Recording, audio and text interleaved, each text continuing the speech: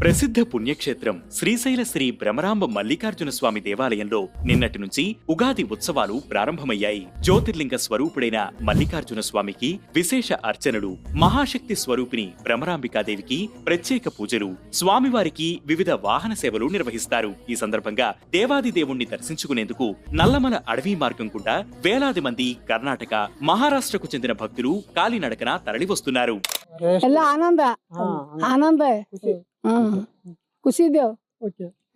నల్లమల అడవులకుంట బైర్లూటి, నాగులూటి, భీముని కొలను మీదుగా నల్లమల కొండల్లో కఠోరమైన పాదయాత్ర సాగిస్తున్నారు. దీంతో నల్లమల అటవీ ప్రాంతం శివనామస్మరణతో మారుమోగిపోతోంది. అమ్మవారిని ఆడపడుచుగా భావించే కన్నడ భక్తులు ప్రతి ఏడాది అక్కడ జరిగే ఉగాది ఉత్సవాలకు పాదయాత్రగా వచ్చి అమ్మవారికి చీర, సారే సమర్పిస్తారు. కన్నడిగుల రాకతో శ్రీశైలంలో భక్తుల రద్దీ అనూహ్యంగా పెరిగింది. కొంతమంది భక్తులు కాళ్లకు కర్రలు కట్టుకుని మరీ వస్తున్నారు. కర్నూలు జిల్లా ఆలూరు మండలం తుమ్మలవిడి గ్రామం, అక్కడి నుంచే కట్టుకుని వస్తున్నాం శివ. ఎందుకని ఇలా వచ్చేది మీరు? అంతే శివ, మాకు నమ్మకం శివ, ఒక నమ్మకం. మీరు రాత్రి గాని ఎండలకు పగలు గాని ఇట్లా వస్తున్నారు కదా, అడవిలో ఏం భయం అనిపించట్లేదా? ఏం భయం లేదు శివ, శివనామం సరించుకొని వస్తే ఏం భయం ఉంది శివ.